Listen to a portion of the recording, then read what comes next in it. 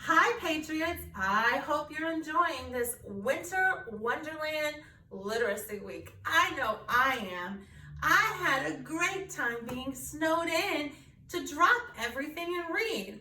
What better thing to do than read on a wintry, cold day? Today I'm going to share a story with you called Snowflake Bentley. It's written by Jacqueline Briggs Martin. What better story for a Winter Wonderland Literacy Week? In the days when farmers worked with ox and sled and cut the dark with lantern light, there lived a boy who loved snow more than anything else in the world. I wonder why he loves snow.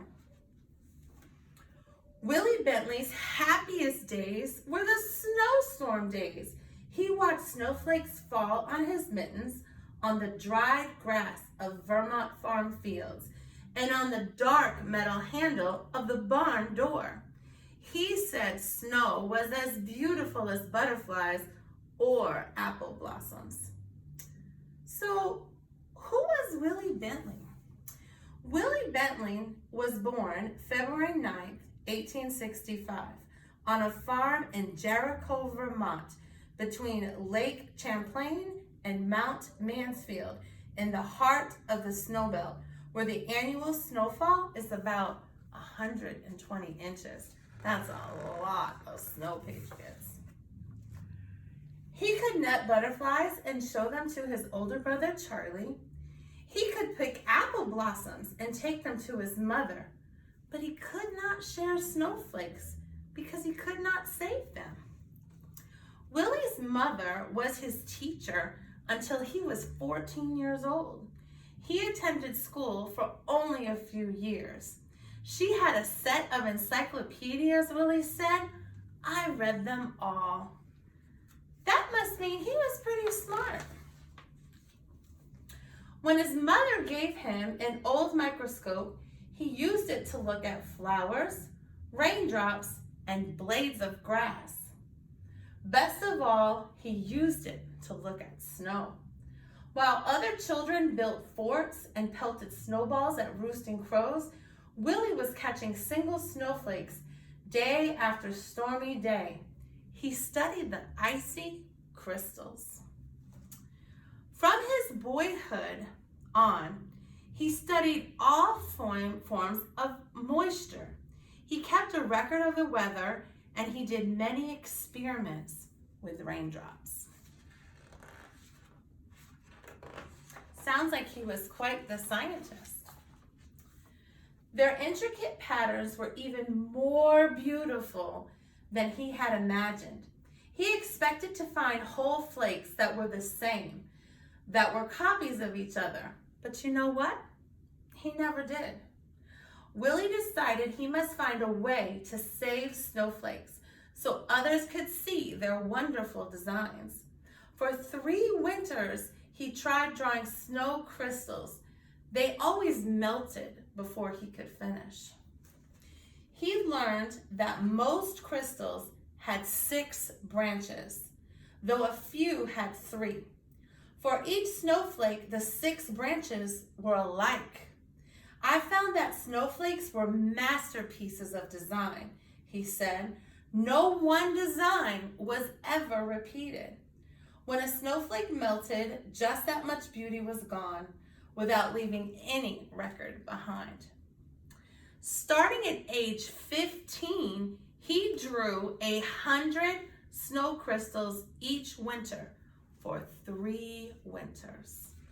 So that's very interesting. With all the snowflakes, he could never find a snowflake that was like another snowflake. So every snowflake is different. That's pretty magical. When he was 16, Willie read of a camera with its own microscope. How cool is that? If I had that camera, I could photograph snowflakes, he told his mother. Willie's mother knew he would not be happy until he could share what he had seen. Fussing with snow is just foolishness, his father said. Still, he loved his son. When Willie was 17, his parents spent their savings and bought the camera. Wow, what good parents, huh? So the camera made images on large glass negatives. Its microscope could magnify a tiny crystal from 64 to 3,600 times its actual size. Wow. It was taller than a newborn calf and cost as much as his father's herd of 10 cows. Willie was sure it was the best of all cameras. Check that camera out, guys.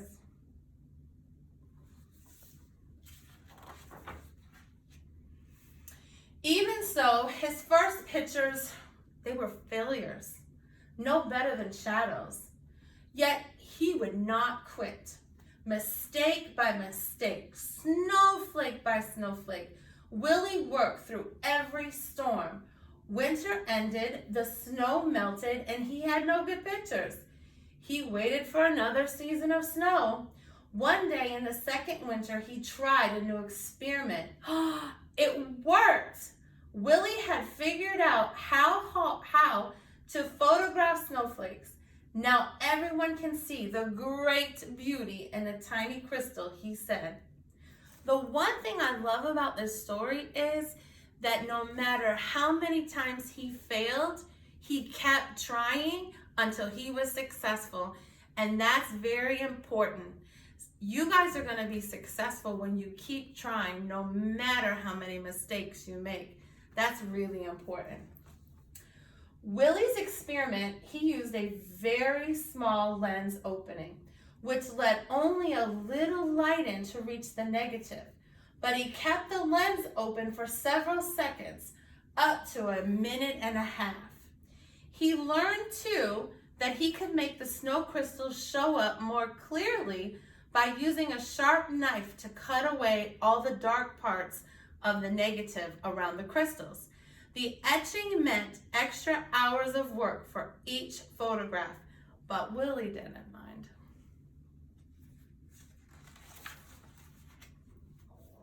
But in those days, no one cared. Neighbors laughed at the idea of photographing snow. Snow in Vermont is as common as dirt or sand at the beach here in Florida. We don't need pictures, Willie said. The photographs would be his gift to the world. While other farmers sat by the fire or rode to town with horse and sleigh, Willie studied snowstorms. He stood at the shed door and held out a black tray to catch the flakes. When he found only jumbled broken crystals, he brushed the tray clean with a turkey feather and he held it out again. He waited hours for just the right crystal and didn't notice the cold. If the shed were warm, the snow would melt. If he breathed on the black tray, the snow would melt. If he twitched a muscle and he held the snow crystal on the long wooden pick, the snowflake would break. He had to work fast or the snowflake would evaporate before he could slide it into place and take its picture. Some winters he was able to make only a few dozen good pictures. Some winters he made hundreds. He learned that each snowflake begins as a speck, much too tiny to be seen. Little bits of molecules of water attached to the speck to form its branches. As the crystal grows, the branches come together and trap small quantities of air. Many things affect the way those crystal branches grow. A little more cold, a bit less wind, or a bit more moisture will mean different shaped branches. Willie said that was why in all of his pictures, he never found two snowflakes alike. The best snowstorm occurred in his whole life. It happened on Valentine's Day in 1928. He made over 100 photographs during the 2-day snowstorm. He called the storm a gift from King Winter.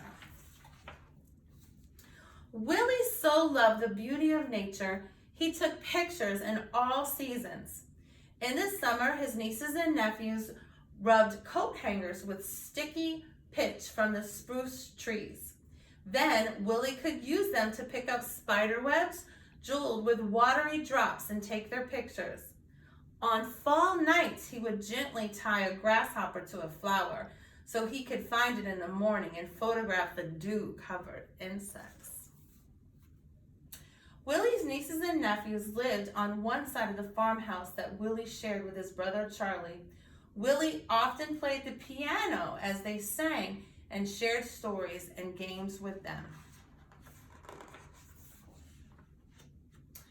But his snow crystal pictures were always his favorites. He gave copies away or sold them for a few cents. He made special pictures as gifts for birthdays.